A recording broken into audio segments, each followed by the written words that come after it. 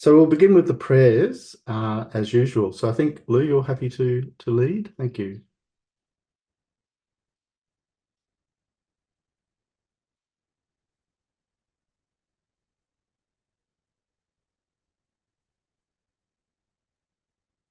Taking refuge in generating bodhicitta. I go for refuge until I'm enlightened, to the Buddha, the Dharma, and the Supreme Assembly. By the merits I create through listening to the Dharma, may I become a Buddha in order to benefit all sentient beings. I go for refuge until I'm enlightened, to the Buddha, the Dharma, and the Supreme Assembly. By the merits I create through listening to the Dharma, may I become a Buddha in order to benefit all sentient beings. I go for refuge until I'm enlightened, to the Buddha, the Dharma, and the Supreme Assembly. By the merits I create to listening to the Dharma, may I become a Buddha in order to benefit all sentient beings.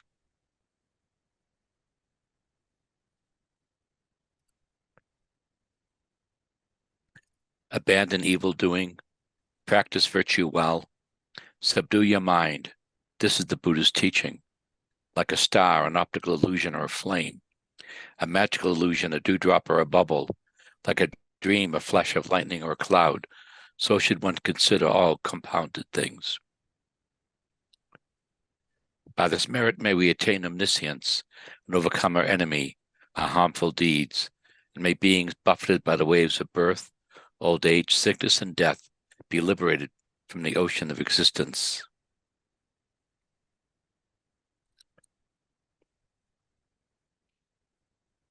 My internet is very slow here.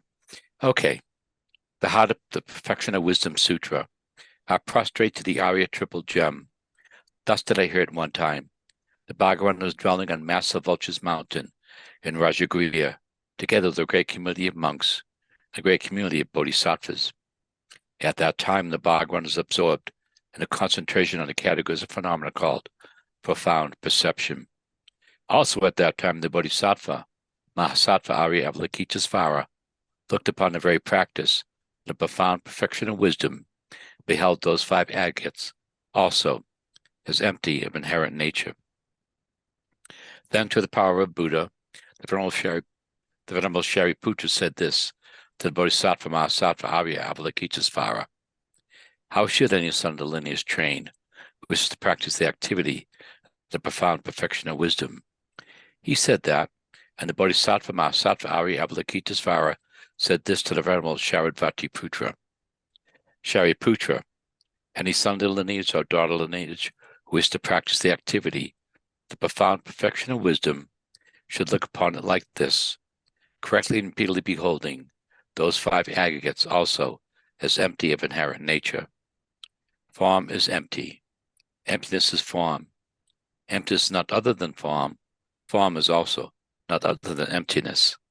In the same way, feeling, discrimination, compositional factors, and consciousness are empty.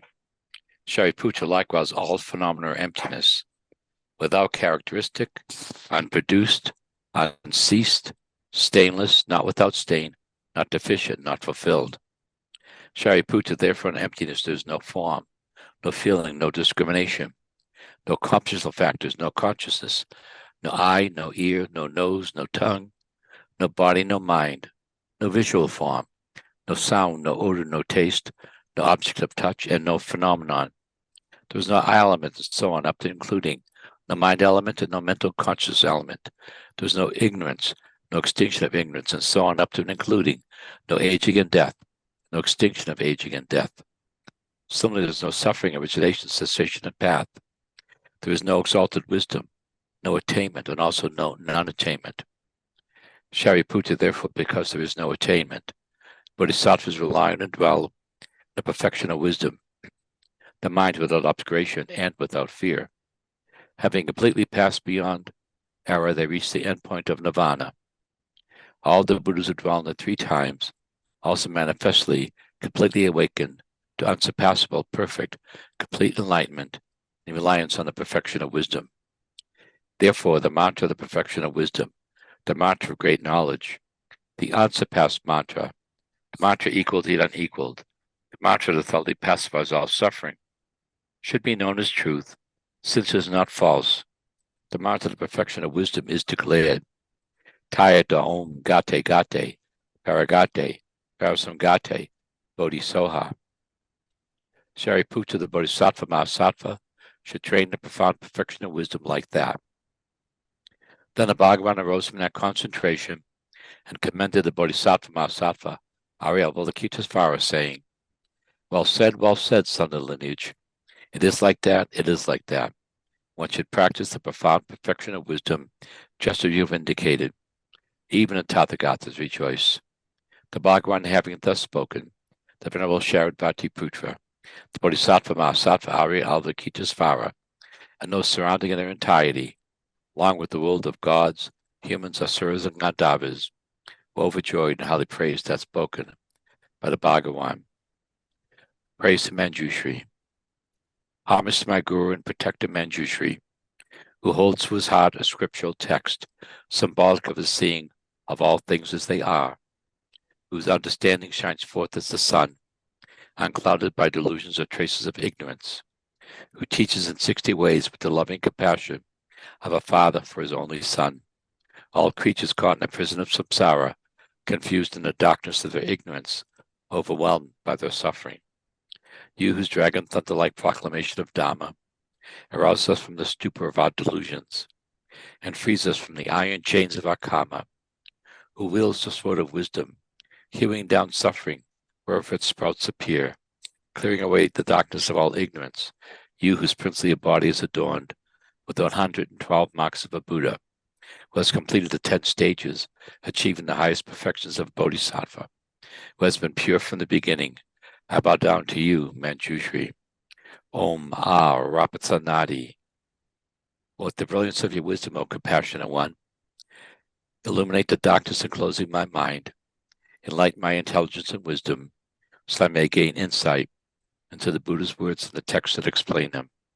By the virtue of offering to you the assembly of Buddhas, visualize before me this mandala built on a base, resplendent with flowers, saffron water, and incense, adorned with Mount Meru and the 4 continents, as well as the sun and the moon.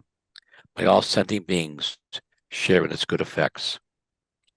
Please enjoy and bless me and all sentient beings to be released from the 3 poisonous minds. For I am offering without attachment my body, enemies, friends, and strangers, and all possessions which are the objects of my greed, ignorance, and hatred. O holy and venerable Lama, from the clouds of compassion that form in the skies of your Dhammakaya wisdom, please release a rain of vast and profound Dhamma, precisely in accordance with the needs of those to be trained. Idam Guru Ratna Mandalakam Neyatayami. I send forth this jeweled mandala to you, precious gurus. Thank you very much. So we'll just spend a few moments consolidating our motivation for the session. We can do this in our own way, but just basically to realign our priorities from our own pressing immediate interests, me, and swing it around to consider the welfare of all others. This is the purpose of this session, spending this precious time together.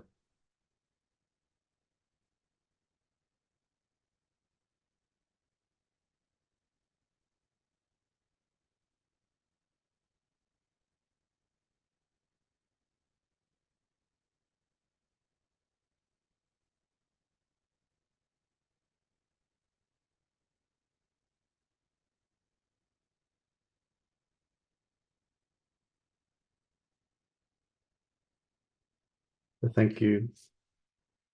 I think we'll all agree we're living in an extremely troubled world, and at every turn there's another violent conflagration emerging with warring factions and incredible human suffering and despair and destruction of the environment and so forth. And so we do indeed live in a ravaged world, and the need to locate some fundamental principles that we're going to be able to live according to in a way that's very fruitful and very real is so incredibly pressing. Otherwise, we become kind of withdrawn or even depressed or wildly, madly hedonistic in a desperate bid to pretend there's nothing wrong in the world is happening. So these are all extreme responses. So we need to be able to look clear-eyed at the world around us.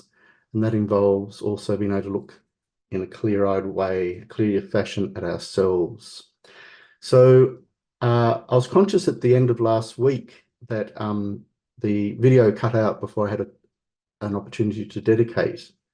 So I was sort of contemplating that over the course of the week and thinking to myself that the session wasn't finished. I mean that in a good way. So I'm going to continue it. So I've deliberately and very carefully, and I might even say lovingly, prepared this presentation for those who, not just those who are attending regularly, but in gratitude and respect for those who attend regularly, because without you, these sessions would not be happening. And if at some point other people want to look at them on YouTube or whatever, that's also a wonderful boon that arises out of our time together. So for all those reasons, I'm seeking to communicate what are for me very, very important thoughts and ideas, whilst recognizing how incredibly difficult and perplexing they might be. So today's presentation is really a giant answer to the question that was raised at the end of our last session in relation to how can we sort of hold on to meaning and the meaning of things if we're forced to see them as illusionary, and doesn't that somehow level out the universe into a kind of interminable sameness, and therefore nothing would work, nothing would function, nothing would have meaning? These are very important thoughts that are arising, and they're a sign in themselves that the so-called Madhyamika analysis, which is prizing away at the edifice of our ignorance, is working. We're beginning to be challenged at some even existential level by these teachings and beginning to think, well, what is it that I can hold on to? Is there some security in this scenario that's been evoked? So I would like to take the liberty of revisiting the significance of that tantalizing last line of verse 57. So I'll read the entire stanza. In doing that which by nature is not unwholesome, both for the sake of myself and other sentient beings, I should always hold my mind fast, acting like an apparition with no sense of self. So you'll recall that last week I quoted from Chandrakirti, who explains how we're to eradicate all afflictions, not just some, all afflictions, via a comprehension of our own personal selflessness, and thus dispelling our clinging to erroneous view that is reifying our identity. Now, this word reification is a useful one. It's sort of making something solid out of in addition to what's actually there. We're over-substantiating something. We're holding onto something to be more than it actually is and proceeding on that basis. And that is a major, major problem. So anyway, Chandrakirti says, yogis who wish to enter reality and who wish to eliminate all afflictions and faults, examine the question, what does this samsara have at its root? Chandrakirti continues, when they thoroughly investigate this, they see that samsara has at its root the reifying view of a personal identity, and they see that the self is the object observed by that reifying view. They see that not observing the self, and this is equivalent to Shantideva's with no sense of self. So you see here we've got an incredibly close symmetry here with Shantideva's thought as well. They see that not observing the self leads to eliminating the reifying view of a personal identity, and that through eliminating that, all afflictions and faults are overcome. Hence, at the very beginning, they examine only the self, asking, what is the self that is the object of grasping self? End of quote. So according to the highest school of tenets, the Prasangika, the self that is the object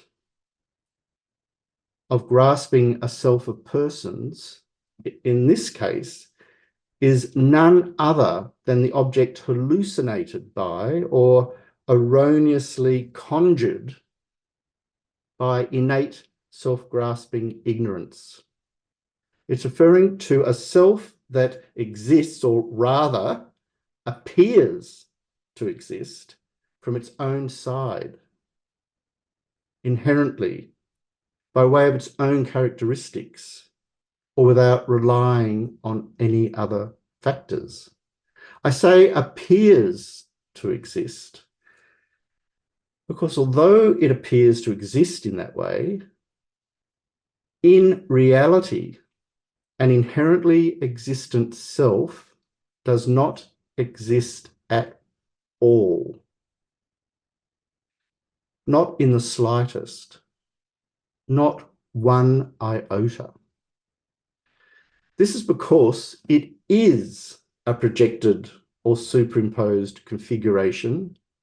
It's a fabrication of innate self-grasping ignorance itself. It's like a devious movie show where we've got a digital projector screening a self, and we don't recognize that that machinery is injurious. It's damaging because the image it's casting is complete exaggeration of what actually is there. Tsongkhapa indicates in his middle-length Lamrim that grasping, so not just sort of seeing it, but grasping onto this hallucinated view of a personal identity, me, my I, as the real I, is the root of samsara. Tsongkhapa says the view of a personal identity superimposes inherent existence on our own I and mine, not on other persons and things. So we're dealing very specifically here with the way in which we're conjuring this I to exist in a way that in fact it doesn't. But there's also something else to consider. If we're looking at this topic a little bit more broadly, this is the root of samsara, but as Nagarjuna explains, the root of samsara can also be explained as the ignorance grasping at inherent existence or true existence of things other than this I, this immediate sense of person. So the question then comes quite legitimately, are there therefore two roots of samsara? What's going on here? This is a legitimate question indeed, but it's actually, you'll be glad to hear, one that is easily dispelled. And His Holiness does this very beautifully. He says, since Chandrakirti identifies the view of a personal identity as the root of samsara, and Nagarjuna identifies the ignorance grasping true existence as its root, are there two roots? No. These are not to be considered separate roots of samsara, for they apprehend their object in the same erroneous manner as existing inherently, truly, or independently. So their mode of apprehension is the same. The difference between them is, and this is still His Holiness's explanation, the difference between them is that ignorance, that is a mistaken superimposition on a self of person and phenomena, is itself, that is the self, sorry, I wrote that. The difference between them is that ignorance, that is a mistaken superposition of a self, a person and phenomena, whereas the view of a personal identity superimposes inherent existence on our own I and mine, not on other persons and things. So that's the only difference, where it's been sort of projected, not the actual aspect of the fault of the projection itself. Therefore, the key to understanding why Shantideva is stressing realization of the self of our own person in this stanza is because, as Tsongkhapa says, the view of a personal identity is the root of all other afflictions. We're generating them. That's the root of the way in which we're generating all of the other afflictions. So it has a particularly crucial poignancy, doesn't it, from this point of view? Therefore, without exactly and precisely countering this ignorance, we'll be unable to obtain nirvana. This is because we'll have no machinery, the wherewithal to counteract this false view of a personal identity. Hit it on the head as though with a giant sledgehammer and pulverize it to smithereens, because this is what we're attempting to do. As I stressed last week, no matter how much effort we put into the immense development of love and compassion, the method side of the path, and no matter how sincere it is, though they might be able to counteract specific afflictions, they can't, in His Holiness's words, eradicate ignorance. They can't eradicate ignorance itself. Thus, the core problem remains untouched. His Holiness says, thus gaining the correct view of emptiness and realizing it non-conceptually is of crucial importance. End of quote. But there's yet another layer here. Considered more generally, to gain the correct view of emptiness, we must also realize the selflessness of not just our own personal I, but that of all persons and phenomena. Why? This is because, as Nagarjuna explains, grasping at phenomena as inherently existent, this is phenomena other than the self of the person, is the cause of grasping a self of persons. So grasping at phenomena as inherently existence causes us to grasp at a personal I as inherently existent. In other words, the view of a personal identity that is to be counteracted is itself predicated on its own foundation, namely a grasping at the personal aggregates, independence on which this I is imputed and then misconstrued by innate self-grasping ignorance to exist in an erroneous manner, as without relying on any other factors, referring here particularly to the aggregates, which are the base of designation of a person. The famous verse from Nagarjuna establishing this vital point reads, as long as there is a grasping at the aggregates, so long the grasping at I will exist. Further, when grasping at I exists, there is action, and from it there is birth. In other words, the wheel of samsara, our own personal wheel, is turned.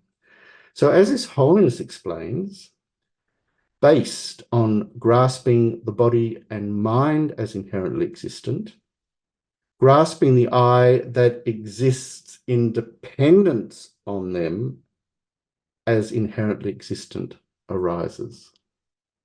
Thus, the self-grasping of phenomena is the root of all afflictions. You see here from this point of view, we can actually say that the root is grasping at phenomena. His Holiness continues, however, we cannot say the same about the view of the personal identity, for it is the effect and not the cause of the self-grasping of phenomena. Nonetheless, both graspings must be eliminated to attain liberation. So I'll read that again. Based on the grasping of body and mind as inherently existent, grasping the I that exists in dependence on them as inherently existent arises. Thus, the self-grasping of phenomena is the root of all afflictions. However, we cannot say the same about the view of the personal identity, meaning it's the root of all afflictions, for it is the effect, not the cause of the self-grasping of phenomena. Nevertheless, both graspings must be eliminated to attain liberation. This is not a technical point, or just a technical point that I'm making here via His Holiness. Experientially speaking, it has very real implications for how we're to approach the significance of realizing emptiness together with what is involved in doing so. So I've already covered today a lot of ground, albeit in summary form, but I hope it will be valuable in contextualizing Shantideva's purpose in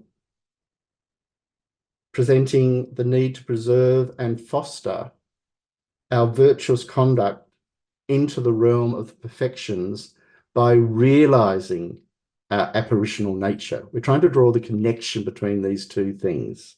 So this is the pivot around which we're revolving today, and playfully revolving, I must add. So please relax and enjoy as I push on. So what is the view of the personal identity? His Holiness. The view of a personal identity is an afflictive wisdom. It is an ascertaining consciousness that misapprehends its objects. So I'll read that again. The view of a personal identity is an afflictive wisdom. It is an ascertaining consciousness that misapprehends its objects. According to the Prasangika, the observed object of the view of a personal identity is the mere I, the conventionally existent person. So the observed object is what we're observing. The apprehended object, what's coming back in terms of an apprehension, and the conceived object, how we're conceiving that apprehension, is of a truly existent I. And this consciousness is erroneous with respect to them because it grasps a truly existent I, which does not exist at all as existent. So here, it's called an afflictive wisdom. You might be thinking, why on earth is it called a wisdom? It's a very good question. It's a wisdom only in a very provisional sense, in that it does realize, get at, arrive at its object. And in this way, it does resemble a wisdom. The problem is what happens when it's got its object in terms of the distortion that then takes place. So it is afflicted because that object is apprehended and conceived as truly existent, which is a status that in reality it doesn't in the slightest have. Thus we call it an afflicted wisdom. Sometimes it's called the view of the transitory collection. We sometimes see too the false view of the transitory collection, referring to the aggregates again, independence on which the I, our personal I, is imputed. They are transitory in nature. I don't need to explain that. They're all too perishable. They're in the nature of suffering, etc. These explanations are to be found presented extensively in the middle section of the Lam Rim, where it's presenting the means to obtain liberation from cyclic existence. So it's a point to actually pick up these discussions. Shantideva's reference then to acting like an apparition with no sense of self means that one is able to act in accordance with a wisdom that is exactly discordant with this afflicted wisdom. So it's the exact polar antithesis. This is the hammer on the head that I was talking about. This is the only one that can knock this afflicted wisdom out of the arena. Because one has earlier realized one's own personal selflessness, one is able to see that this false apprehension of the self through innate self-grasping is delusion. It's completely inaccurate or false. So we have a kind of position to actually view things as not the way they seem, and then to know that they exist in another way. So we're not going to be able to begin to get more of a sense of these points without training and engaging in a process of analytical analysis or reasoning. And for a lot of Western people, this is quite challenging, particularly because many of us approach or come to a so-called spiritual tradition with mystical fervor, believing that through a fusion of feeling and faith, everything will become completely clear to us. This is not the Majjhimic way. It's that, I mean, it's there, those elements are there, but we need to actually use the full force of our intellect to prize away at how things are being conceived and apprehended through innate self-grasping. And this can be done using logic. And we have access to this logic. Yogis, say His Holiness, begin by examining how the self exists. Could the self that they think and feel exist objectively? The self that is the object of self-grasping ignorance exist? This is the fundamental question. That's the beginning of our analysis. By investigating with reason how the self exists, they conclude, this is us if we're doing the analysis, that it cannot truly exist. The mind, His Holiness continues, that erroneously grasps an objective self cannot be manifest at the same time as a wisdom, as the wisdom that sees the non-existence of an objective self, because these two minds are contradictory. So we can't have the appearance of ourselves in an afflicted way and appearance of ourselves in the eyes of wisdom simultaneously, because they are totally contradictory objects and can't exist on the same spot. Wisdom, says His Holiness, has the power to overcome ignorance because wisdom is a correct mind, whereas ignorance is erroneous. This is going to be a source of great comfort for you, because great comfort for all of us, because it's going to explain how vulnerable is ignorance and its fabricating game plan. It can be undone because it is not based on reality. And therefore, if we start to dig a little, it becomes shaky. And as it becomes shaky, it becomes clearer how we can dig further. We dig further, and it eventually reaches a point where that ignorance collapses together with its object.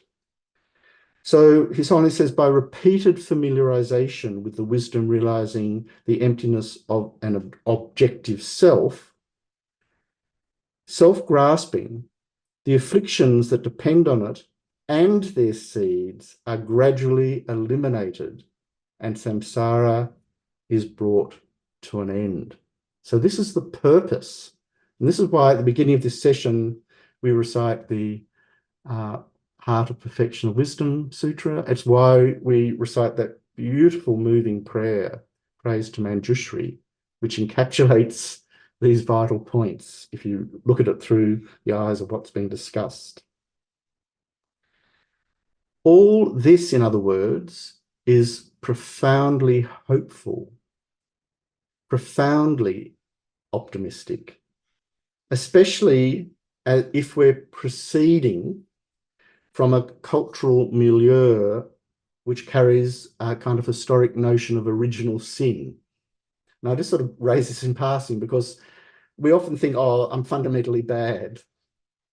And if we're looking at this through certain religious ideologies, we might actually have spiritual support for that fundamental badness. We fell from a state of grace and so forth.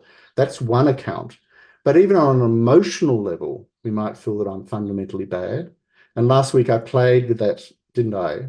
Maybe alarmingly, because I pretended to be really down on myself, so much so that it was convincing.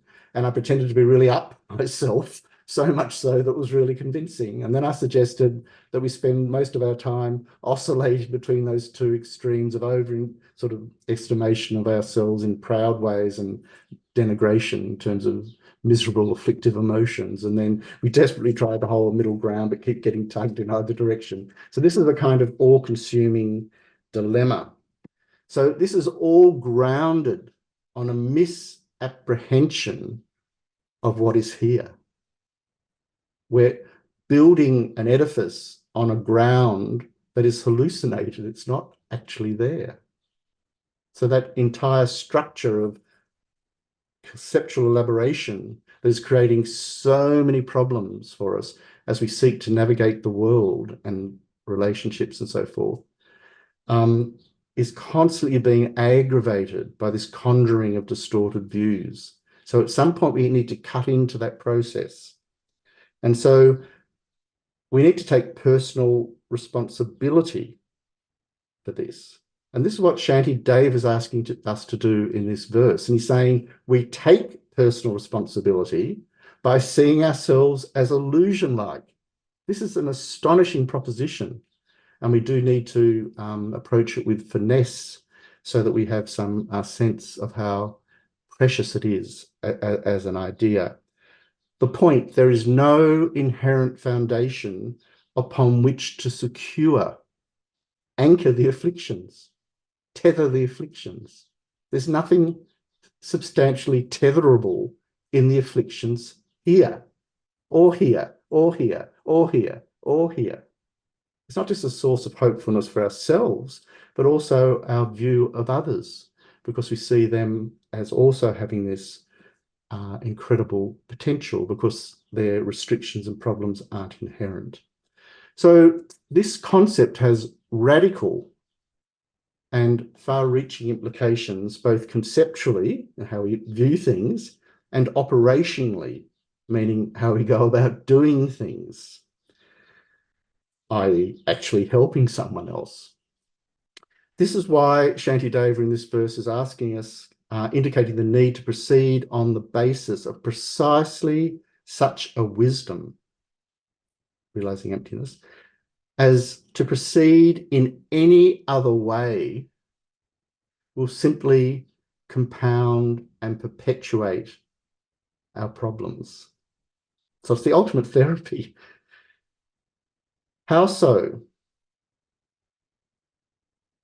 Even our wholesome or virtuous, this is complex again, even our wholesome or our virtuous actions performed on the basis of innate self-grasping ignorance will still have the capacity to act as causes for continuing in cyclic existence. How then are we to truly be of benefit to anyone?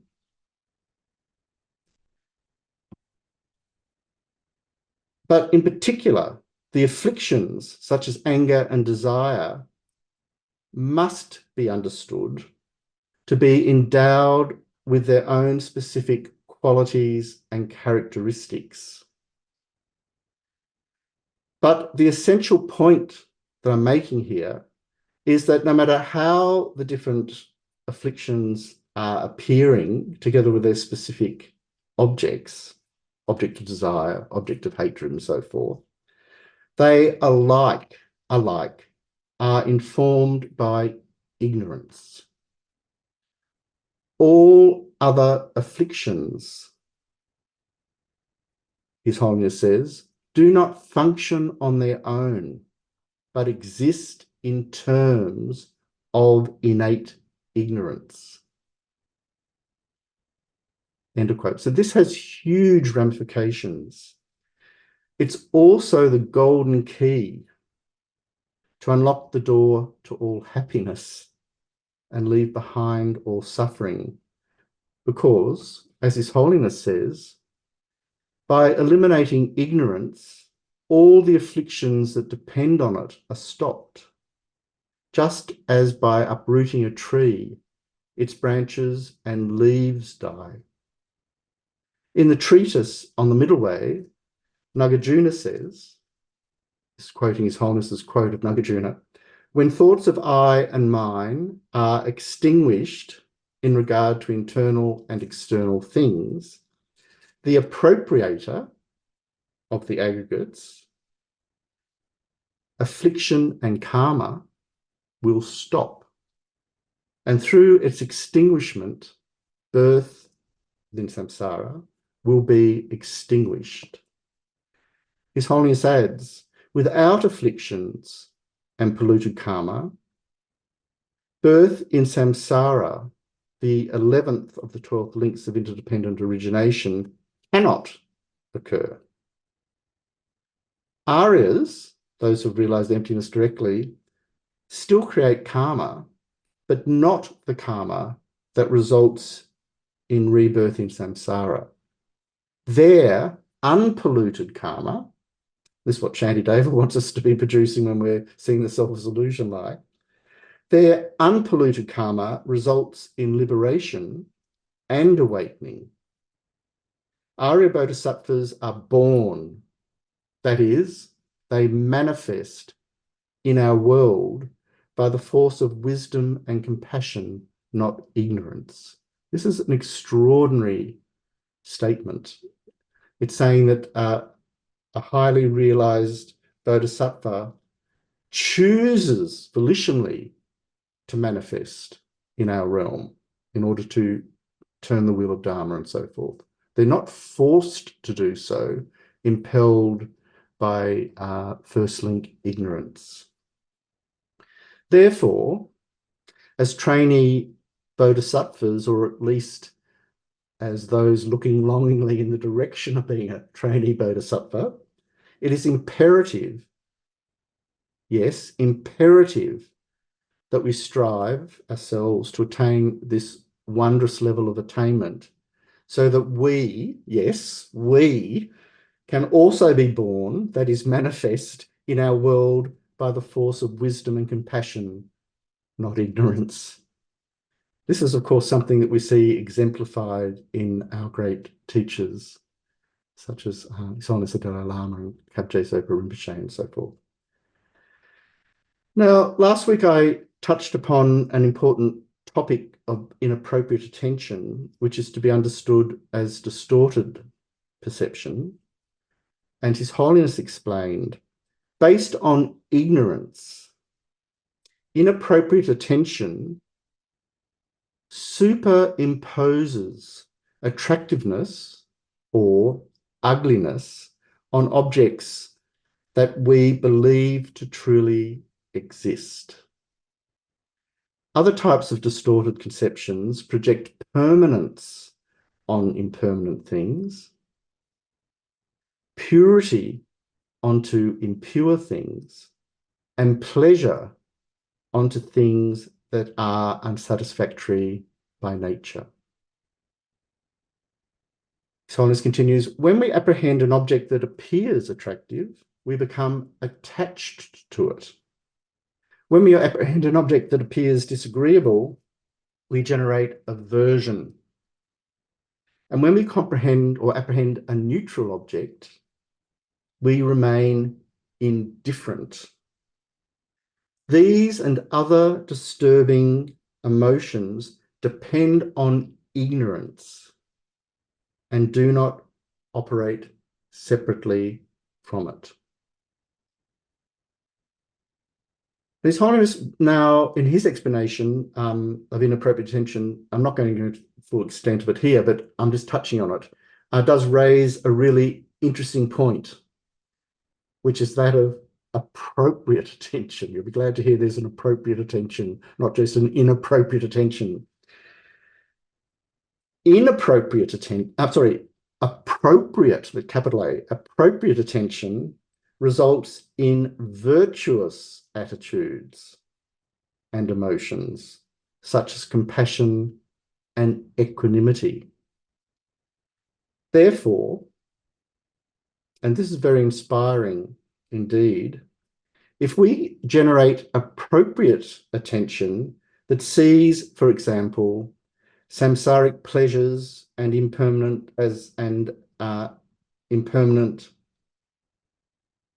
samsaric pleasures, and also samsaric pleasures as impermanent and unsatisfactory, and views nirvana as blissful, we will easily generate the determination, as His Holiness describes it, to be free. So the alert scholars amongst us will recognize here an implicit reference to the four aspects of the First Noble Truth: non-static phenomena, miserable phenomena, void phenomena, and phenomena lacking an impossible soul. So it's sort of got a kind of an overlap there. Inappropriate attention, on the other hand, leads invariably, not negotiable, invariably to disturbing outcomes, such as animosity and arrogance. These are just examples.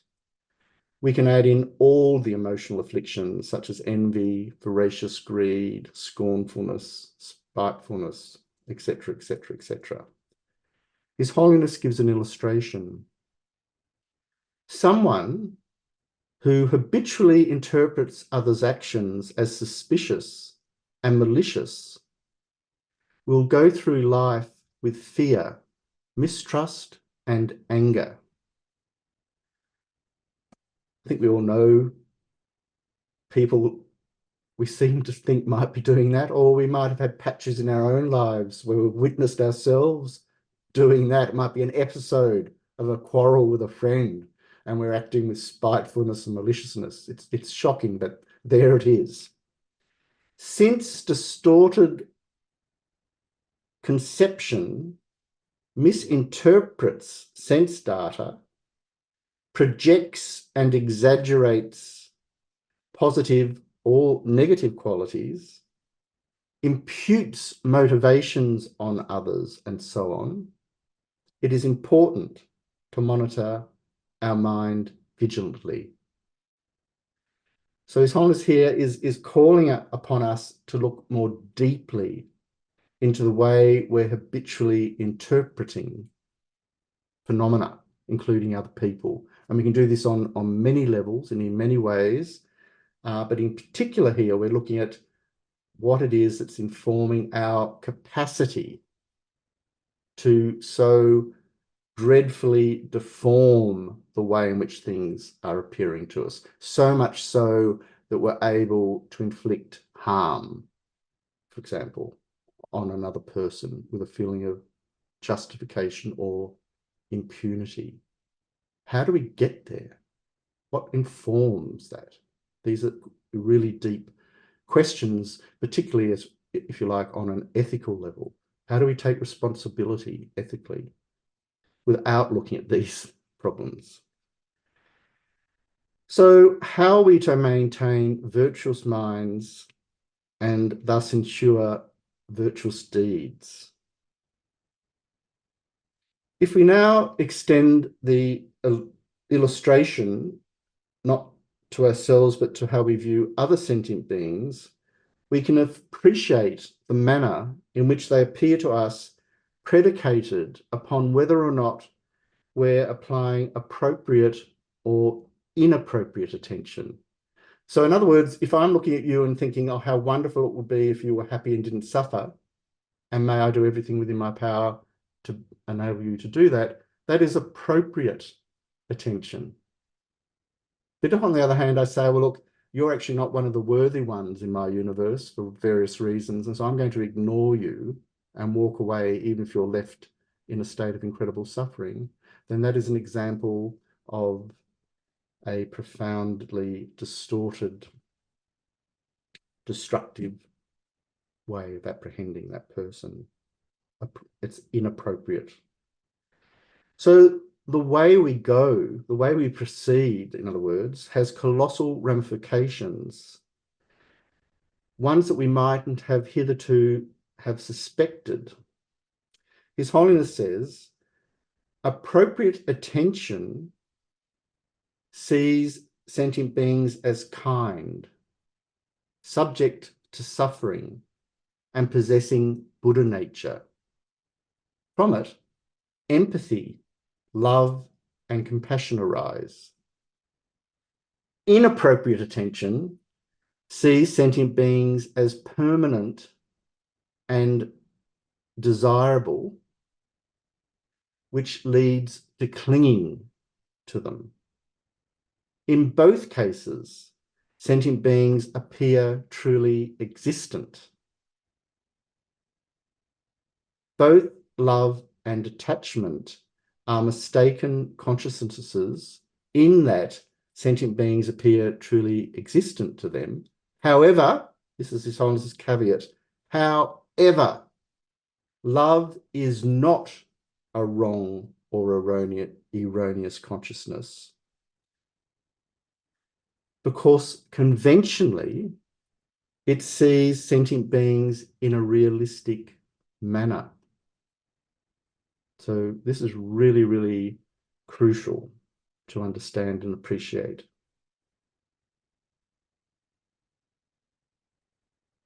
So clearly, if we are befuddled, immersed up to our crowns of our heads in inappropriate attention making, how can we hope to have a lucid and grounded perception of things, including people? We couldn't hope to see the wood for the trees. His Holiness says, attachment, anger, and other afflictions are erroneous consciousnesses because they view their objects in a distorted way, based on distorted conception, projecting qualities such as permanence, beauty, ugliness, pleasure, and suffering on them. End of quote. So this spells out the dimension and the nature of our challenge as practitioners. But it also spells out, as does Shantideva's verse, the means of obtaining real inspirational hope. Why? His Holiness, virtuous mental factors and conventional reliable cognizers are not abandoned by the wisdom realizing emptiness, because distorted conception doesn't operate on them. Our understanding of emptiness and dependent arising will purify them of the influence of distorted conception and ignorance, which enables them to operate more fully and to develop completely.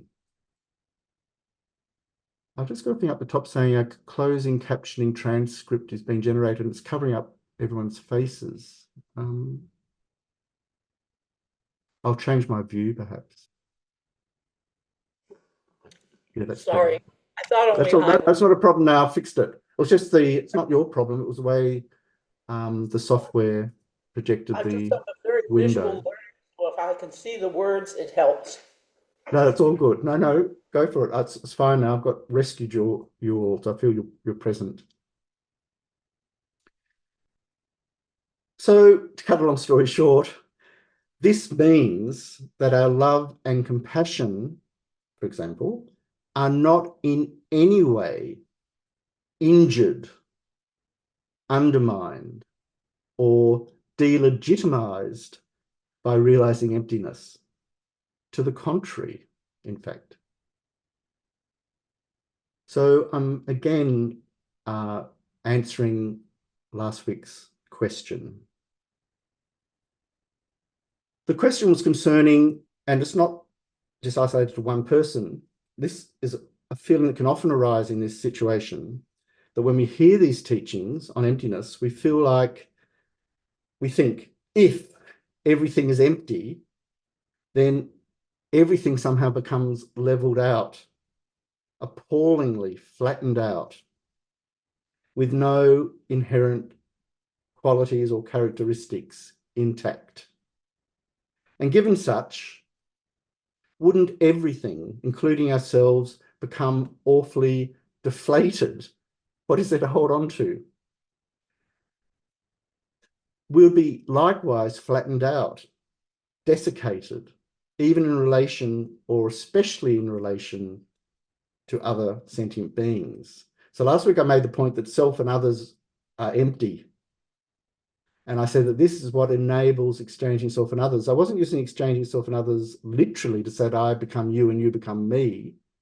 I was referring to the fact that because you are empty of being you from your own side and I am empty of being I from my own side, and we're both suffering in samsara, and we can both undo that by realizing emptiness equally, I have no foundation whatsoever, objectively, to treasure myself and my needs are somehow higher or more important than yours. We're exactly equal in wishing to be happy and not to suffer. This is an incredibly powerful foundation upon which to generate bodhicitta, particularly according to the exchanging self and others method that Shantideva is principally presenting in Guide to a Bodhisattva's Way of Life. So anyway, if we misunderstand or don't work hard enough at understanding what's been entailed in this topic of emptiness, we can come away feeling scraped out. Somehow there's nothing to hold on to. But the intriguing point is, and that's the point that I really want to make now, according to Prasangika, the highest tenant position, it's the other way around. Only if things, including persons, do not inherently exist, can they function and even be established as conventional existence. So this fear that if things didn't exist inherently, then they don't exist at all, is actually embedded in the tenant positions of the schools below Prasangika. I say embedded because it mightn't be articulated in exactly those words, but it's sort of inbuilt into a way that they look at their objects, relatively objects of negation here. They, the lower schools, seek to secure phenomena in the face of sheer imputation, if you like, by holding onto something as existing from its own side. This is also the case with the person.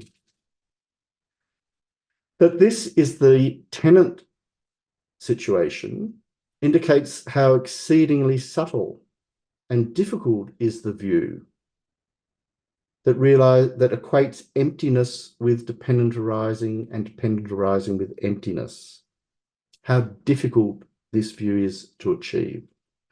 You'll recall last week a quote to this effect from Tsongkhapa.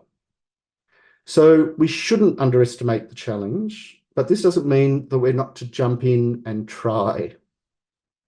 If not now, then when? Indeed, this is forecast in Shantideva's own verses.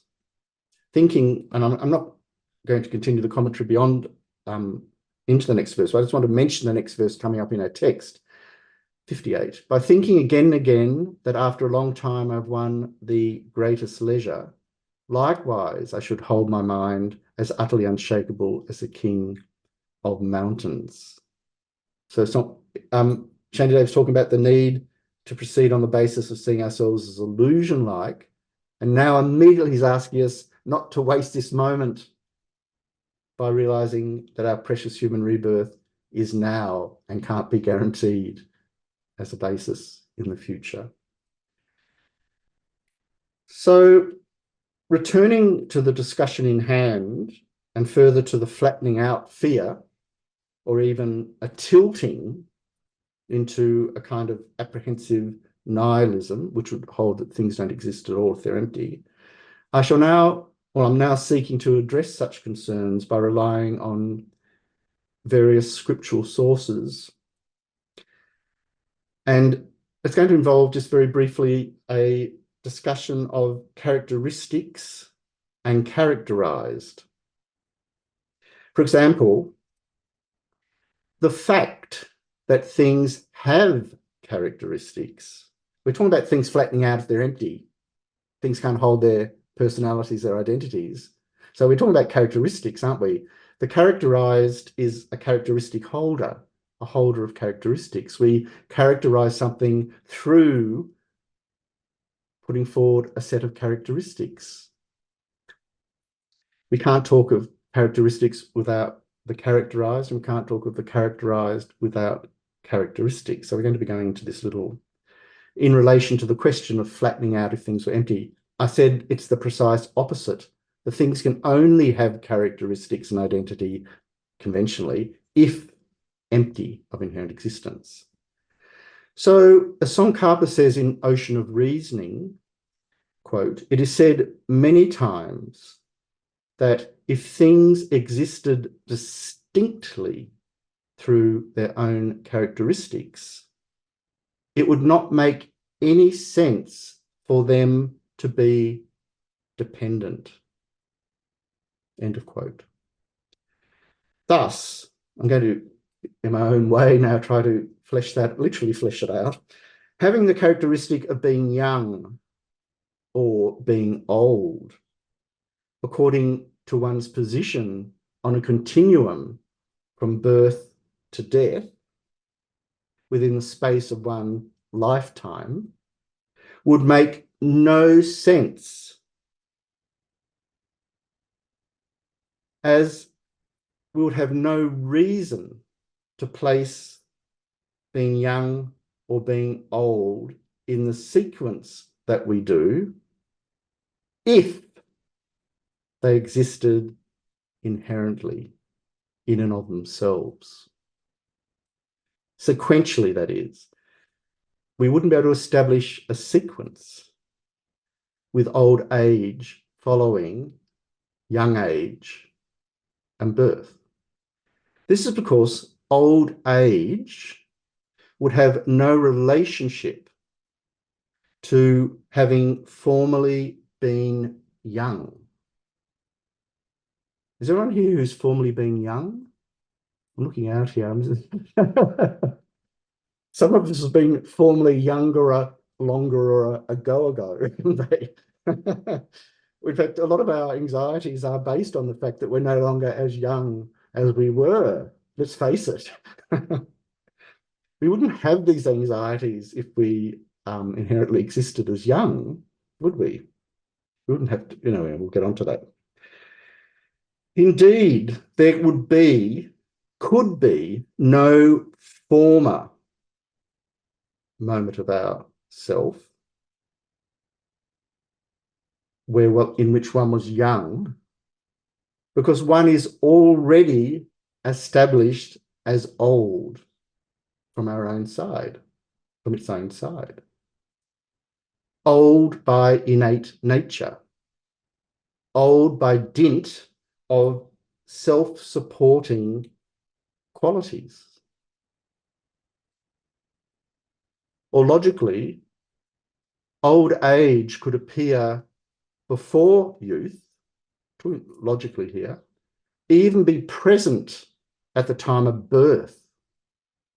An absurdity, of course, because they are each already intact with their own innate characteristic, youth in one case and old age in the other. Youth would therefore have no more necessary link to some proximity to birth than does old age.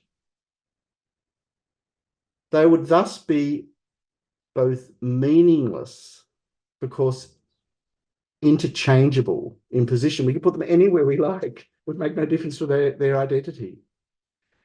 Indeed, there'll be no meaningful position, appropriate allotment of space for occupation within the interval or space of a lifespan.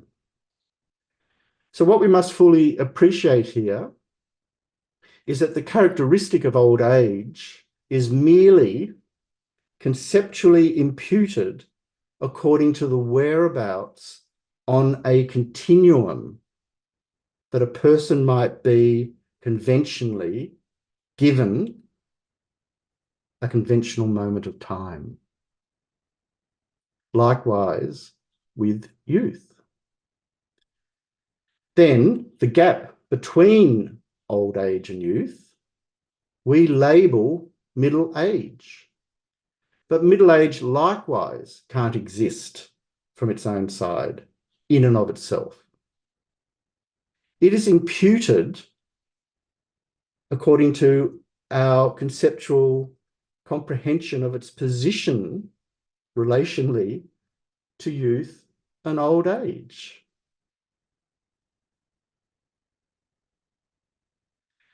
So middle age swings between the two poles, if you like, of old age and youth or birth.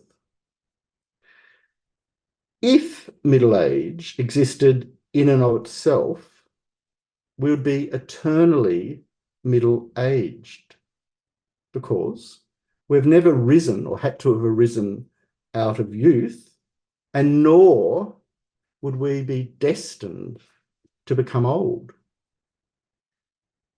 Perhaps what would be the most appalling aspect of this scenario that I'm picturing is that we'll be required as innately middle-aged to maintain meaningful careers and employment forever.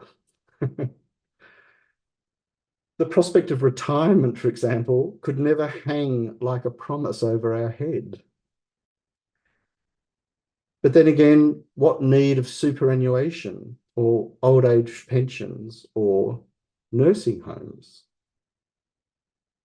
So if these examples, old age, middle age, and youth, are inherently existed, we couldn't even discuss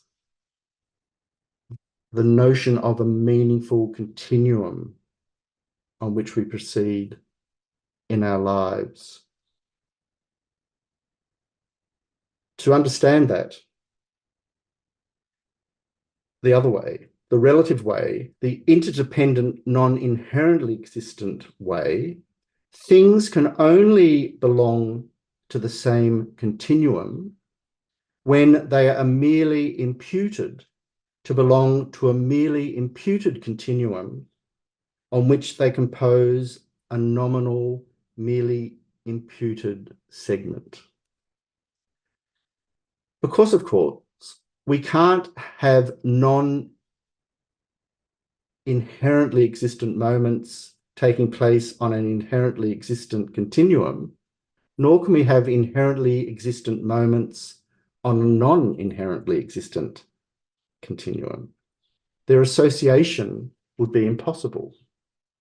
Thus, moments would exist in and of themselves, according to the innate proposition, without belonging to a continuum of time, while continuums of time, if they were innately existent, would exist without relying on moments forming their essential composition. So further absurdities abound when we begin to tease these scenarios out. This is an example of how logic can work away, prizing away at our innate self-grasping. So this one,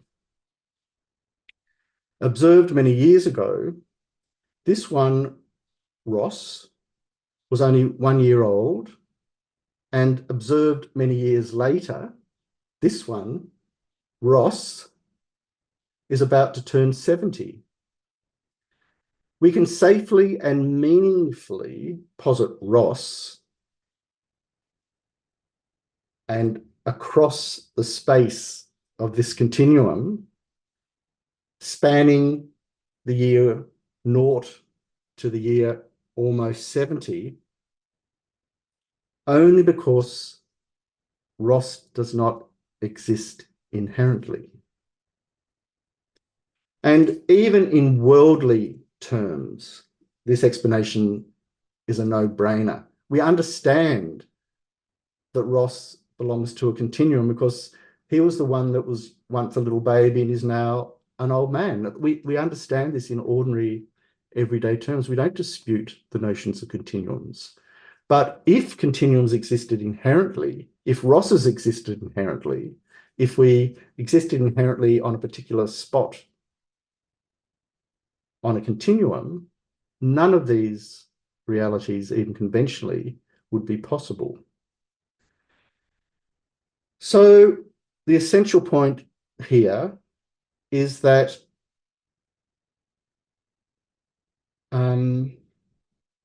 if things existed through their own characteristics, then, as Tsongkhapa says, quote, they would be unconnected.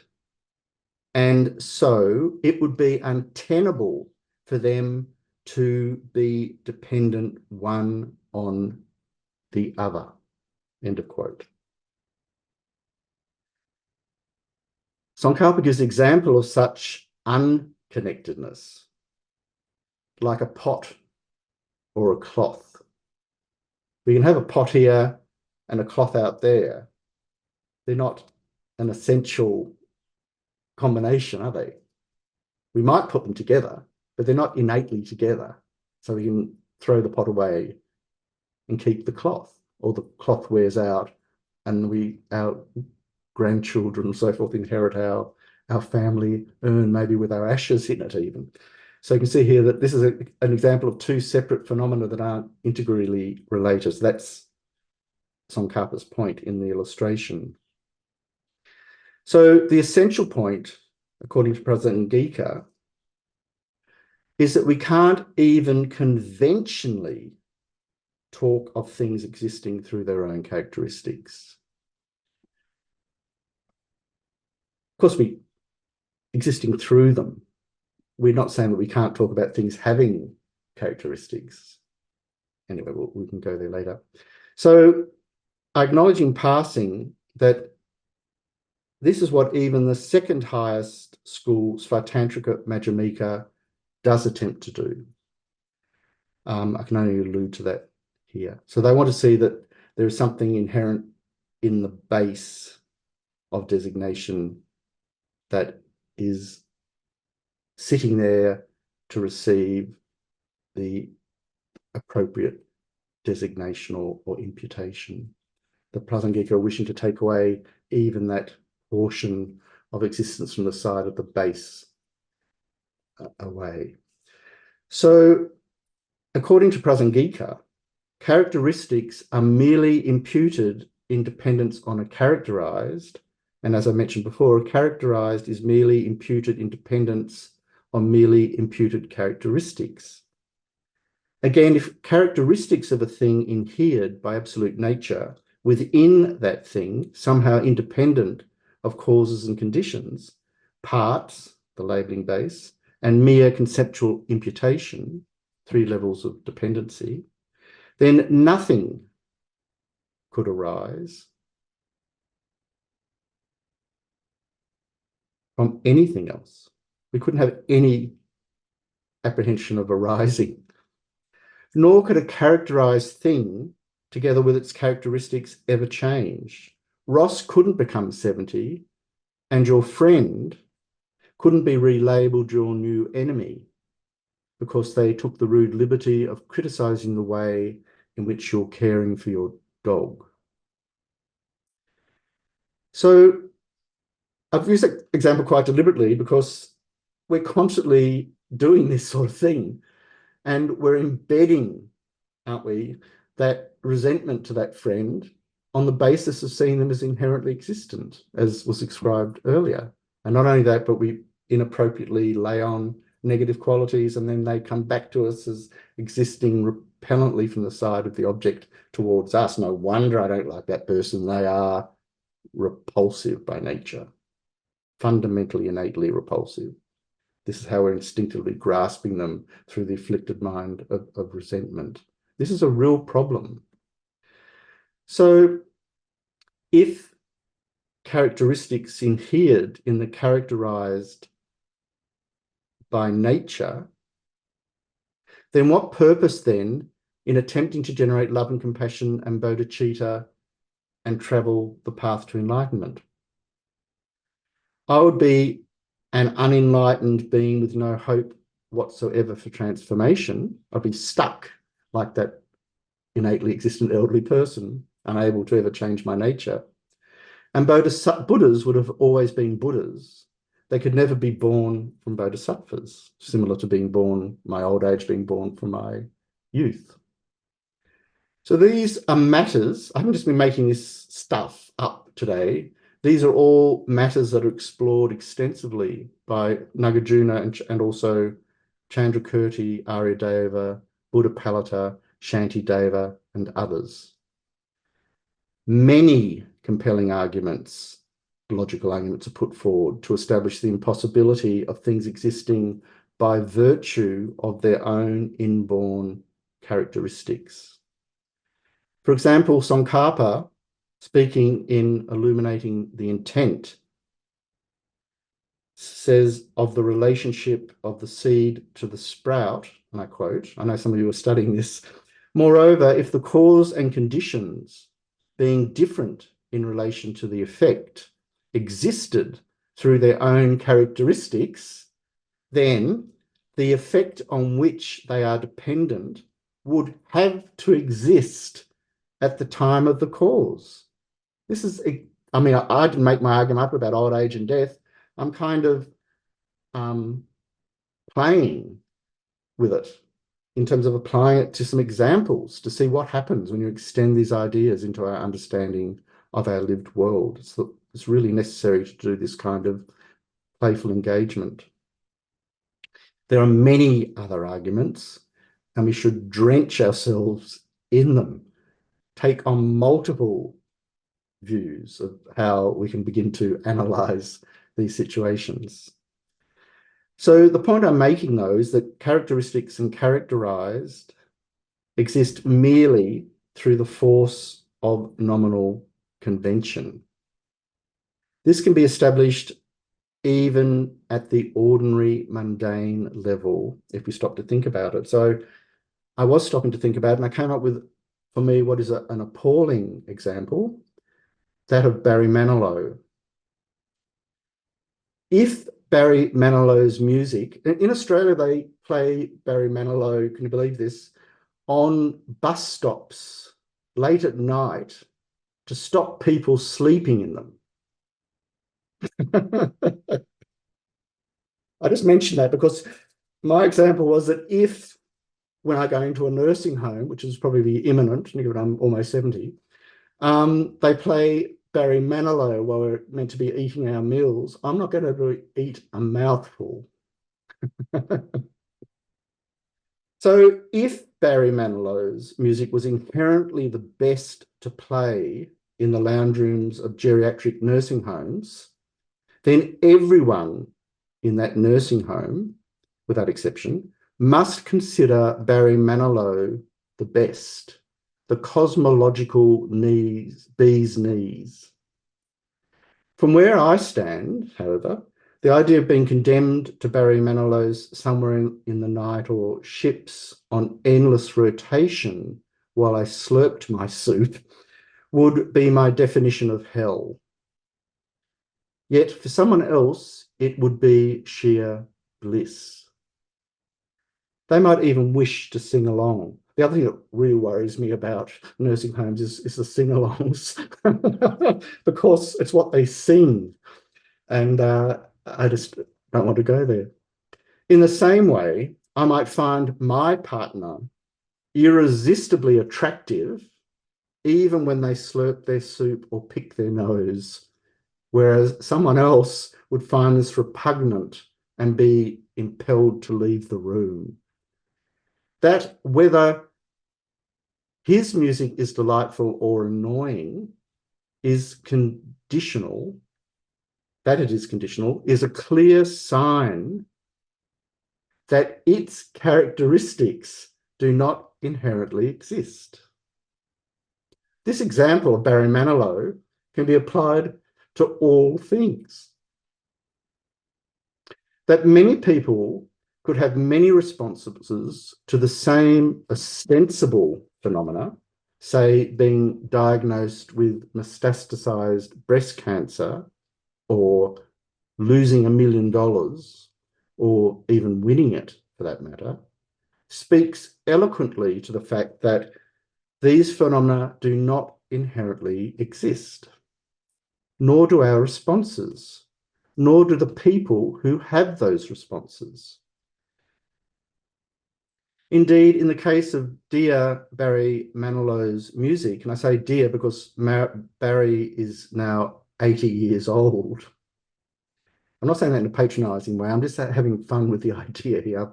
Of course, I respect Barry Manilow as a singer and a musician who's given pleasure to countless millions of people. I'm just using it as a kind of playful provocation.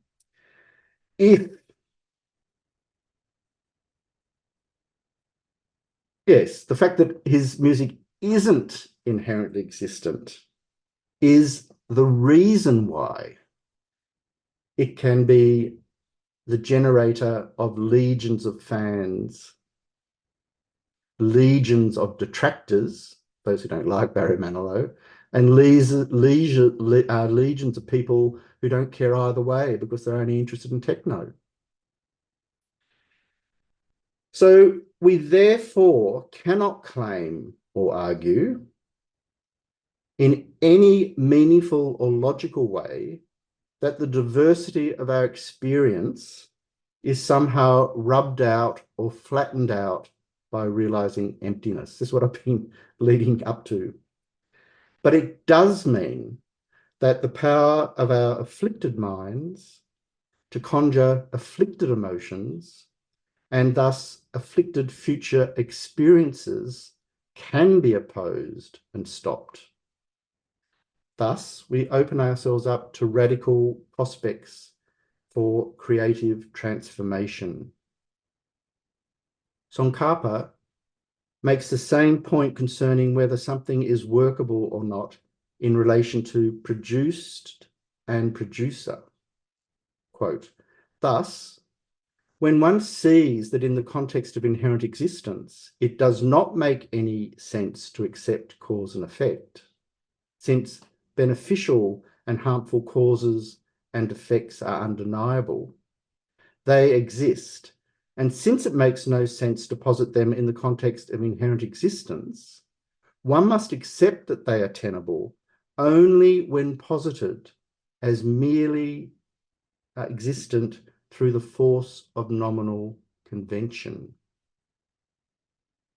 Since ordinary people are thoroughly habituated to positing producer and produced as existing through their own characteristics, when this is refuted, they feel it awkward to posit them as existing merely through the force of nominal imputation. So, I mean, it's a very, very subtle and extraordinary point, but our awkwardness in opening up to this topic and its implications is itself because we're so habituated to seeing things as inherently existent. Tsongkhapa says, however, there are only these two modes of positing them. They're either inherently existent or they're not. And since the first, inherent existence, is untenable, one should push one's mind in the direction of the second one, since it is inevitable. It's a final position. It can't be refuted. Tsongkhapa says it makes no sense to think that the reason that this makes no sense is that, as has been explained, the word merely means neither that no objects exist beside names, nor that they're being recognized by authoritative cognition is precluded. On the other hand, although the phrase things exist merely in virtue of nominal imputation means it is impossible that they exist without being posited by nominal convention. It does not mean that everything posited by nominal convention exists. So that leads us along another very interesting pathway, and which we don't really have scope to explore today. But what we're saying is that to say that something is merely imputed and exists in dependence on being merely imputed doesn't mean that if we merely impute something, it merely exists, because it might be a non-existent thing that we're imputing. Ross is not a robot. He's a sentient being, for example. So if I impute robot to Ross, we're in trouble, even in world of conventional terms.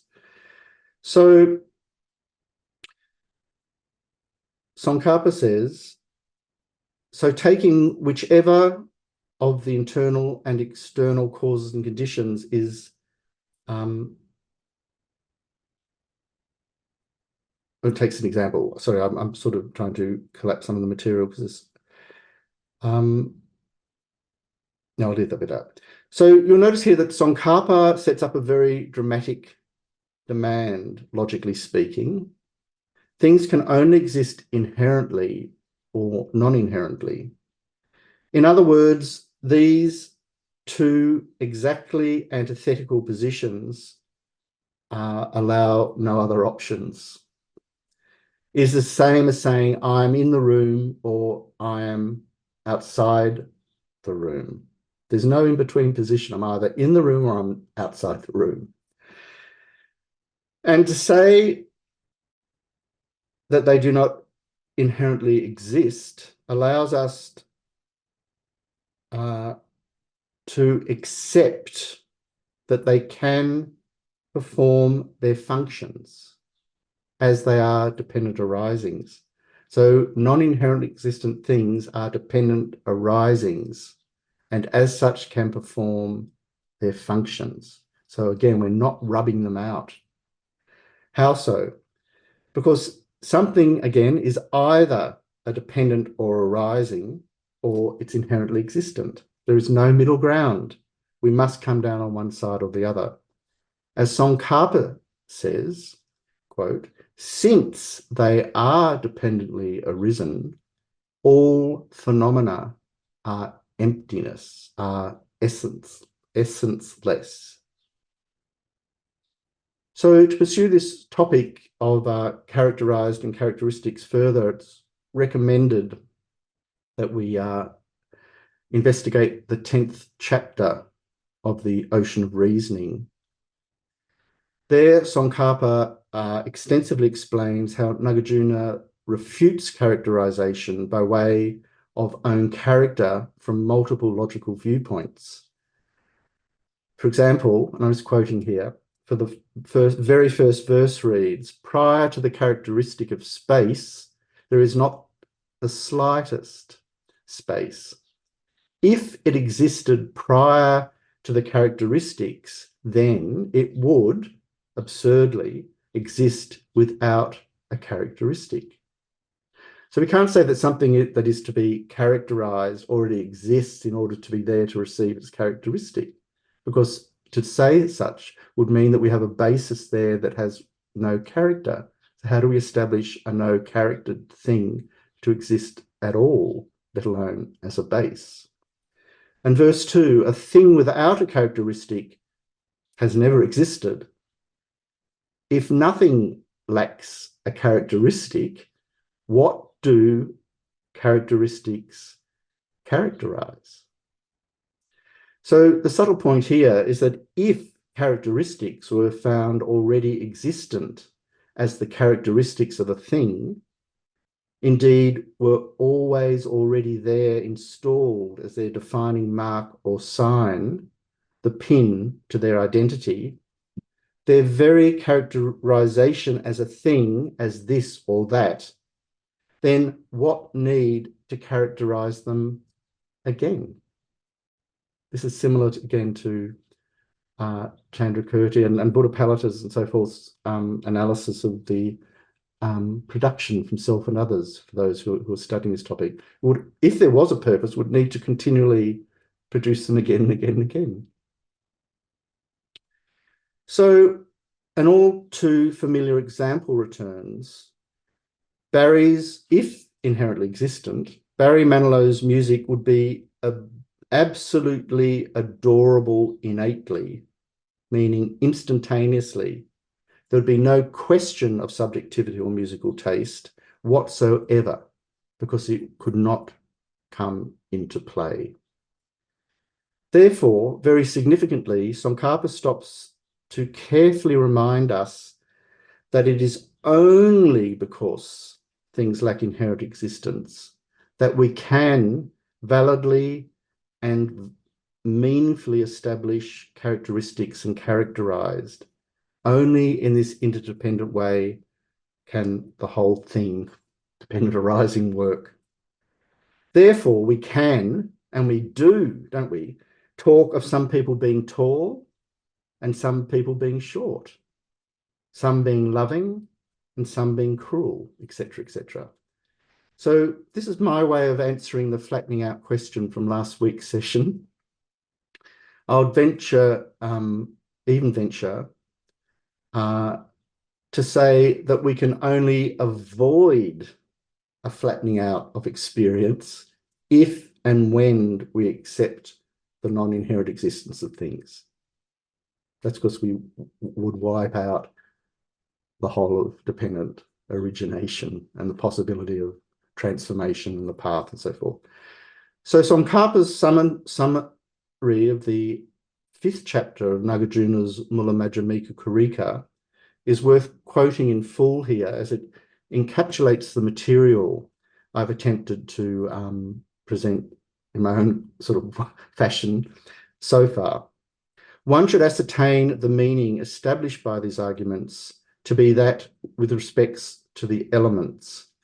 If characteristic and characterized and existence and non-existence of entity as they are presented by the sutras existed inherently, instead of being merely posited through the force of nominal conventions, then, big then characteristic and characterized cannot be posited. Couldn't work. Having ascertained that meaning, one should then ascertain the meaning of the two truths, conventional and ultimate, in the following completely adequate way, which is, Tsongkhapa says, only insofar as they are posited merely through nominal convention are characteristic and characterized and the existence and non-existence of entities possible. End of quote. So thus, only through emptiness, or rather through the utterly radical power of its realization, can we know how to meaningfully establish the countless myriad of things of which our universe is composed. This includes even tables and chairs or golden palaces of unimaginable splendor. I'm going to now quote from Tsongkhapa's middle length Lam Rim, which has this beautiful sutra quote about golden palaces. And I read this verse in 1983 when I first met Kabje Zopa Rinpoche in Bendigo, and my sort of Tibetan Buddhist journey began. And it had an incredible impact on me because of its beauty as poetry on one level, but the profundity of its significance. I'm not saying I realized the profundity of its significance, but it tantalized me in a way that I can't really explain. It was like a lure to investigate these topics. So I'm going to share that passage. Ignorance is the opposite of knowledge, but knowledge, on the other hand, should not be taken as any knowledge. Rather, it is the wisdom knowing the suchness of selflessness. Its opposite is not suitable to be the mere absence of that wisdom or just anything or something else. Therefore, it is its antagonist. It is the superimposition of the self, and more specifically, the superimposition of the self of phenomena and of persons. So both the apprehension of a self of phenomena and an apprehension of a self of persons are ignorance. The manner of superimposition is to apprehend that phenomena exist by way of their own entity, by way of their own character, or inherently. In this regard, it says in the Questions of Upali Sutra that phenomena are posited by the power of conception. And then this beautiful sutra quote: the various flowers that gladden the mind, the golden, resplendent, attractive mansions, both completely lack a creator. They're posited by the power of conception. The world is imputed by force of conception. I'll read that again. It's a remarkable passage. The various flowers that gladden the mind, the golden, resplendent, attractive mansions or palaces, both completely lack a creator. They're posited by the power of conception. The world is imputed by force of conception. And Tsongkhapa goes on.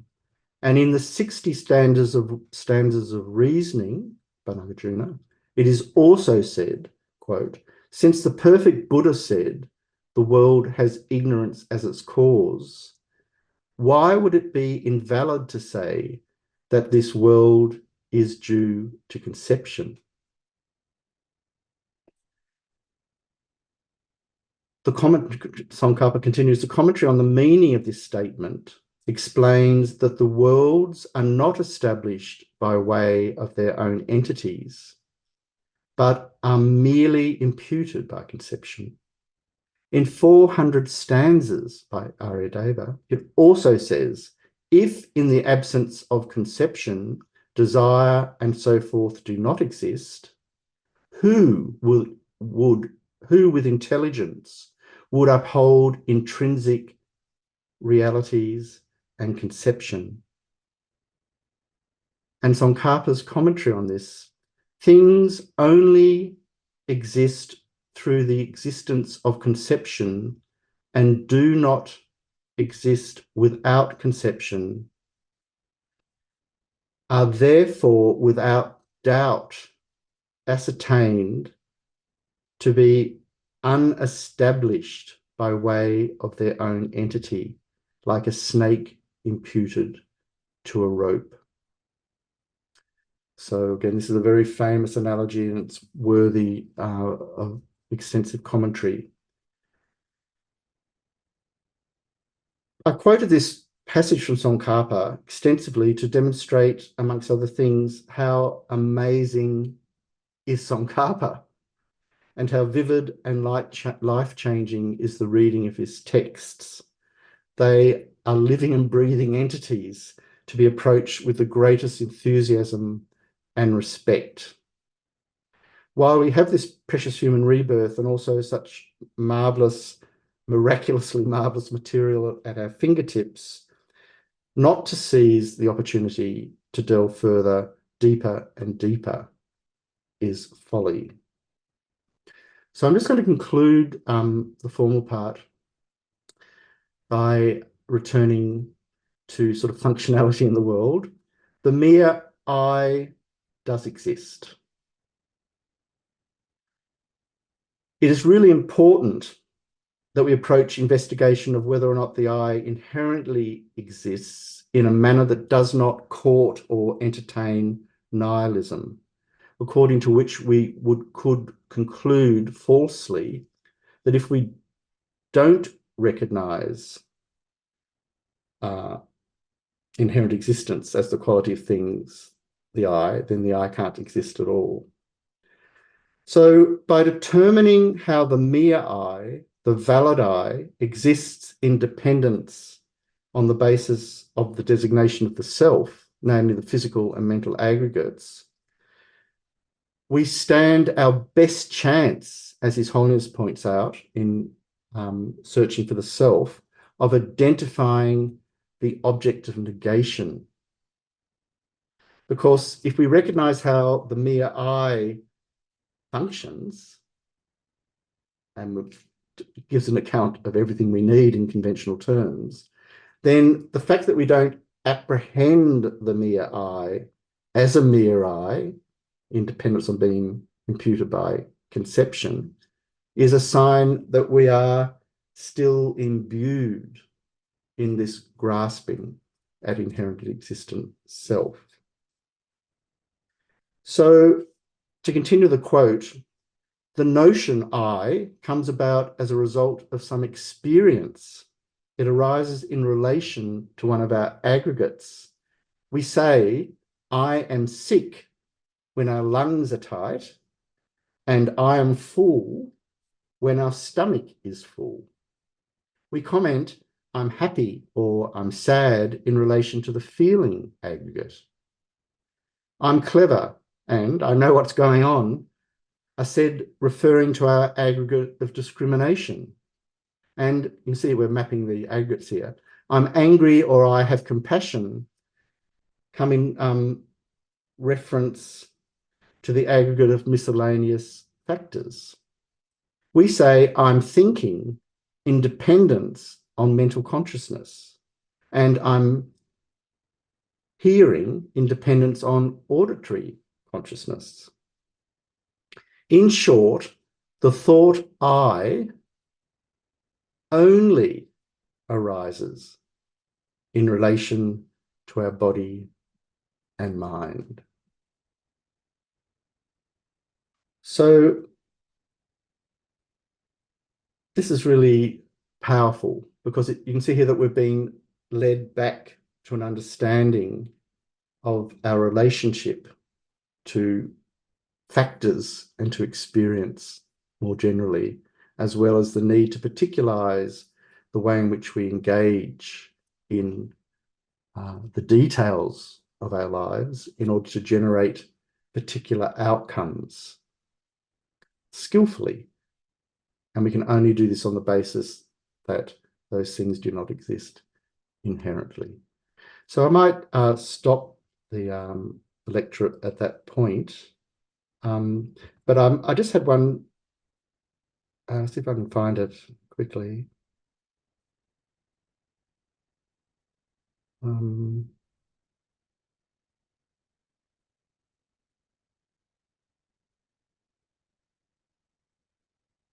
No.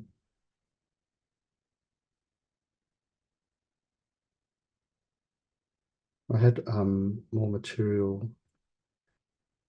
No, I'll leave it there. I think I'm trying to squeeze too much in. So again, I've thrown a lot of material out there for consideration. And I hope it's had the role of tantalizing and inviting rather than feeling the need to run for cover somewhere. So I'll throw it open now.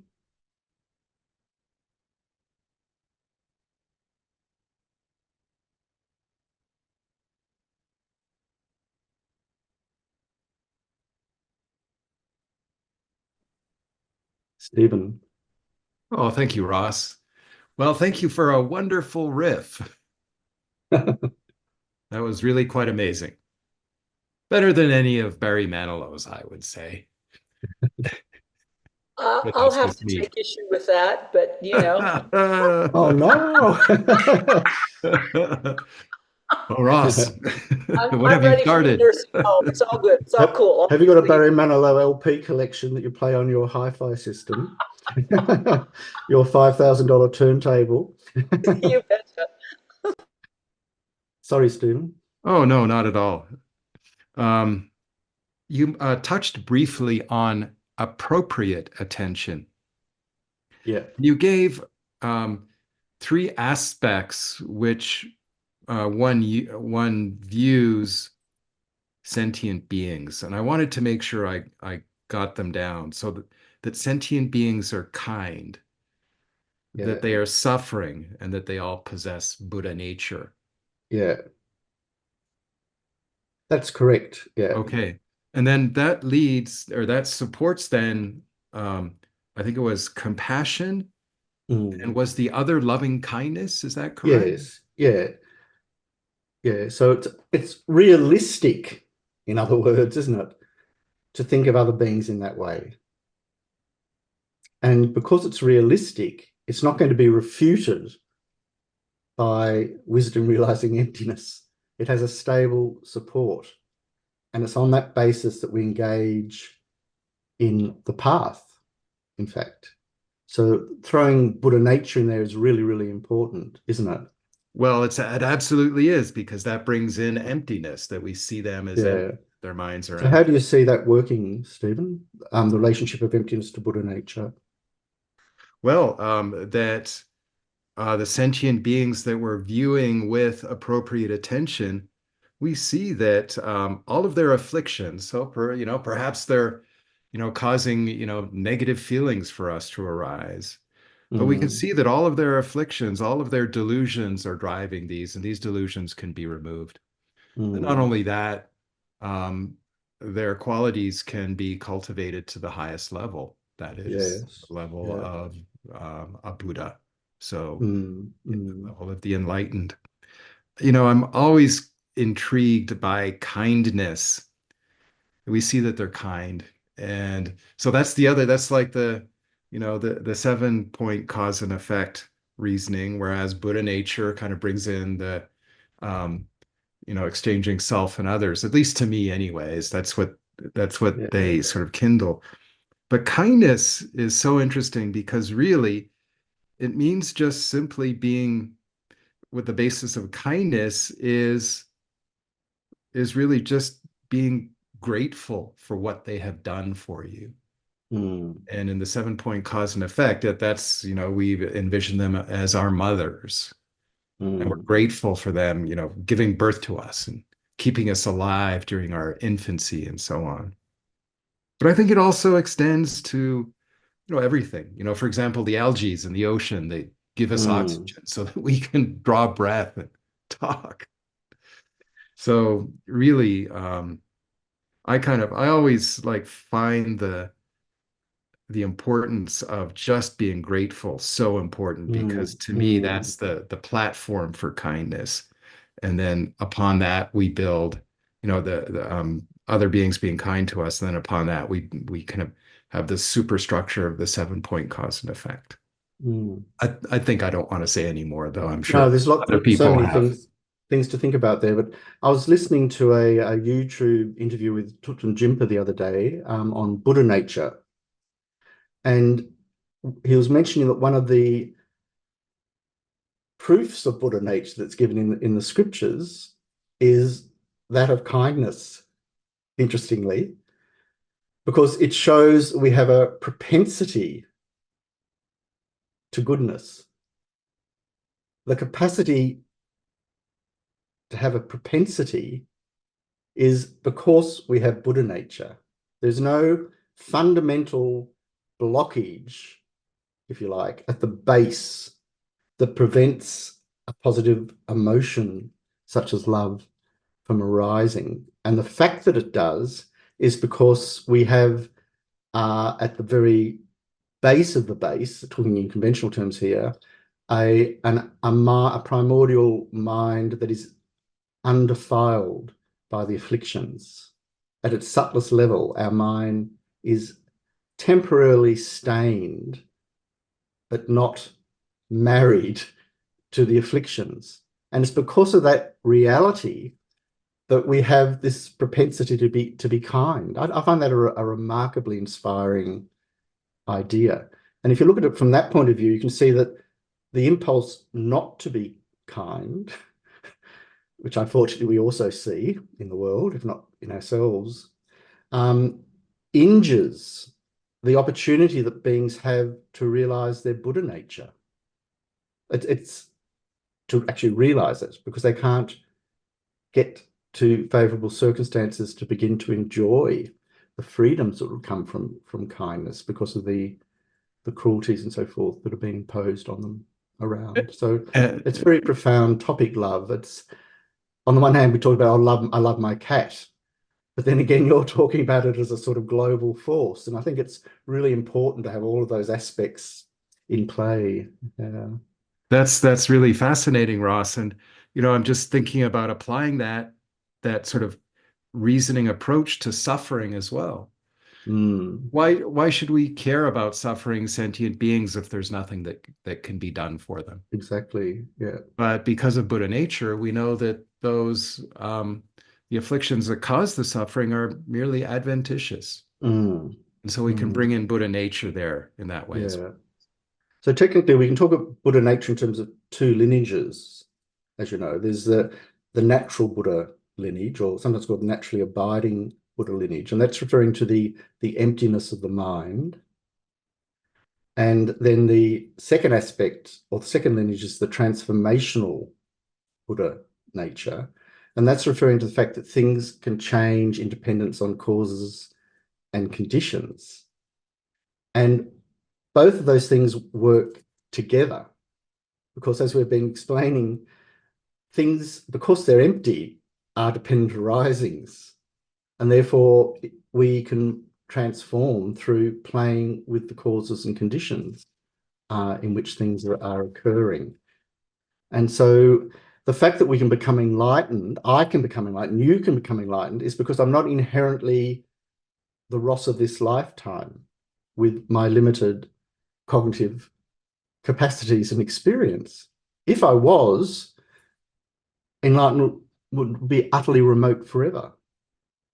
So there's nothing from the side of me that can block me becoming enlightened innately. It's the same for every being. And as you're pointing out, that's a source of the most extraordinary compassion and empathy, because we realize that any view of the other that falls short of that kind of optimism is a denial of their freedom of potential, if you like. It's blocking. And that's how people exploit other people, through denying their potential. One of the things that when I was reading sort of Western psychology books, and I'm fascinated by psychology, of course, we all are. And in this particular book, it was saying that the lack of nurturing in childhood through abuse inhibits that person from enjoying positive circumstances as they arise in their lives.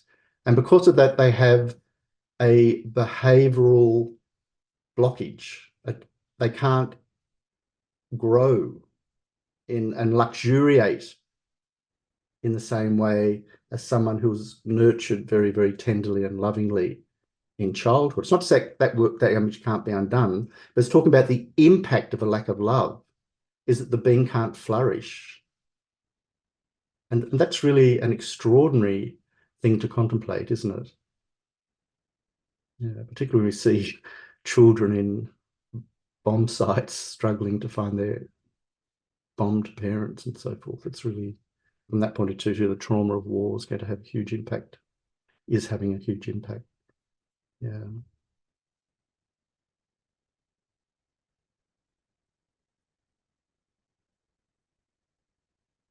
So we will continue.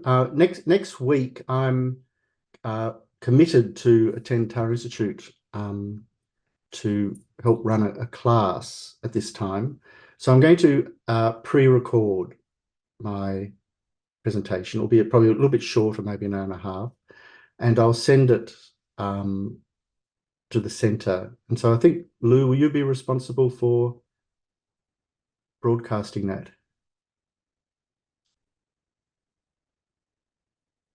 Yes. Yeah, it's happened before. So, and then the following month on a Thursday, I've got the same situation again, just on those two occasions. So I've got another 2 months of teachings. Apparently, I'd forgotten. I thought it was 3 months. It's actually 5 months. I know. And I've been thinking how, I don't really have much opportunity of spending time with you. So I thought the session after my pre-recorded session, we might just have a kind of open house session, just to chat and talk with one another as friends and see what comes up. Because the internet has many, many advantages, but it also has some disadvantages too. So we will attempt to share a little bit more. So thank you very much. I'll hand over to Lou to do the dedication. And we're doubling up, Lou. We've got a double whammy dedication today. We've got accumulated merits from last week. Okay. Especially on this topic. And it was sort of VSAC too. It was Sakadawa. It was an incredibly potent time. And we are still, it's a very special time to be having these teachings, the opportunity. For as long as space remains, and for as long as space endures, and for as long as living beings remain, until then may I too abide, to dispel the misery of the world. By all the pains of living creatures, brought solely upon myself, and to the might of the Bodhisattva Sangha, may all beings experience happiness. May the teachings which out of soul medicine, for suffering and the origins of every joy, be materially supported, honored, and abide for a very long time. I prostrate to Manjughosha, through his kindness, wholesome minds ensue, and I prostrate to my spiritual masters, through whose kindness I develop. Due to the merits of these virtuous actions, may I quickly attain the state of a Guru Buddha, lead all living beings without exception into that enlightened state. May the Supreme Jewel Bodhicitta does not arisen, rise, and grow. May that which has arisen never diminish, but increase more and more. May my Venerable Lama's life be firm, his white divine action spread in the 10 directions, dispelling the darkness of all beings in the 3 realms. Long life prayer for His Holiness the Dalai Lama. The wish-granting, wish-fulfilling jewel, source of every single benefit and happiness in this world. To the incomparable kind Tenzin Gyatso, I beseech, may all your holy wishes be spontaneously fulfilled. In the lands encircled by snow mountains, you are the source of all happiness and good. All-powerful Chen Rezig, Tenzin Gyatso, please remain until psychic existence is ended. Prayer for the swift return of Lama Zopa Rinpoche. Peerless teacher and assembly of children, the victorious ones, Shravakas, Pratyeka Buddhas, victorious Losang father and sons, together with the lineage, all the opposites of refuge in the infinite lands, please now bestow the virtue and goodness to accomplish this prayer. In holding and spreading the Muni's precious and complete teachings through explanation and practice, you are the armor of patience that is never discouraged. Incomparable Venerable Guru, to you I make request. Soul gateway to which all happiness emerge while striving exclusively for the welfare, victorious one's teachings, and mother living beings, you suddenly departed to peace. At this I lost hope. Nevertheless, to the undeceiving truth of the blessings of the ocean of the 3 jewels, the great waves of the mind generation of the children of the victorious ones, May the smile of a new reincarnation swiftly beam in glory for fortunate disciples. Thank you very much, everyone.